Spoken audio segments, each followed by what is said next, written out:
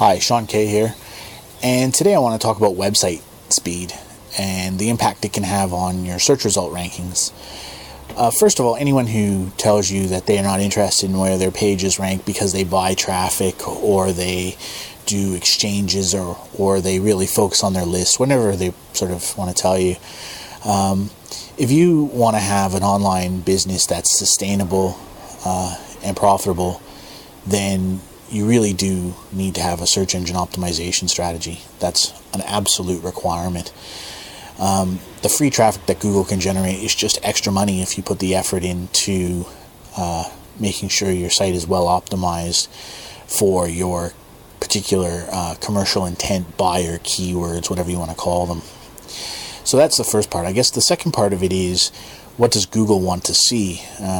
As we learned in the recent Farmer update in February, which they now call the Panda update, Google are very, very focused on ensuring that their customers in the search arena get the best possible results. And the people who were stung the most in February were people really who were just trying to game Google. They were writing some people call farticles, which are fake articles and reviews and things, and posting them on places like eZine and Article Hub, where they could keyword stuff their articles, write 200, 300 words of meaningless drivel. Didn't even have to be grammatically correct, didn't matter, because all they were looking for were cheap backlinks and do follow backlinks, which have an impact on your page rank. So Google really pulled out the old Google slap and hit those sites pretty hard. They dropped the authority levels, it would seem, of those sites, and therefore punished people who wrote low quality content.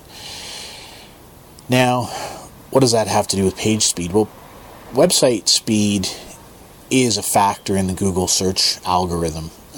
It may not be one of the most important, but it does have an impact. And if you're in a competitive keyword situation, or conversely you're in a low competitive keyword area, then any kind of advantage is a huge advantage. And anything that can improve your position from number 4 or number 3 up to number 2 or number 1 on the page 1 of Google has definite traffic benefits to it. So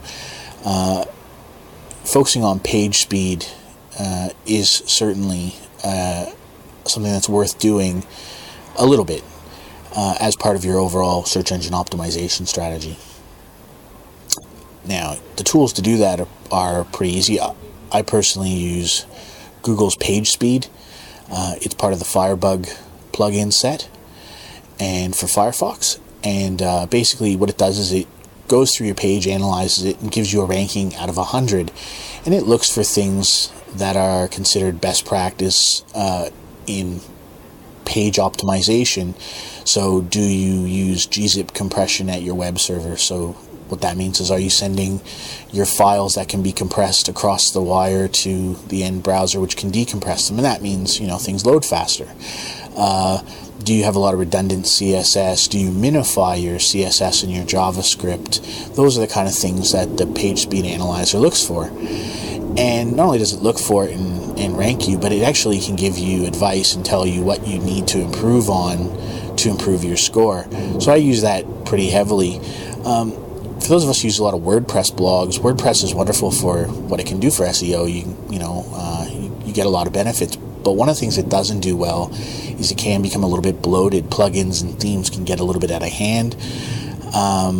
You go to some sites, beautiful theme, lots of real amazing functionality, but they've used so many plugins and such heavy graphics and things, the page load is really slow, and it tends to be not a very good experience. So you find those kind of sites, and if you do run page speed analyzer across them, you will find usually they have a low score.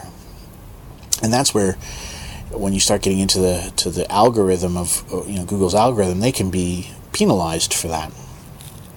Now, the score in page speeds out of 100, I usually aim for minimum of 85 plus, but I always try and get above 90. I think from what I've read from people who know a lot more about SEO than I do, that a score of 90 or above gets you a slight bump from Google, and a score below 75 gets you a slight penalty. There really is no excuse for a score below 75, and I'll come to that in a second. But go through your pages and see what you can do. Probably the best thing you can do, other than turning off unnecessary plugins and keeping your theme rather clean, is use a caching plugin.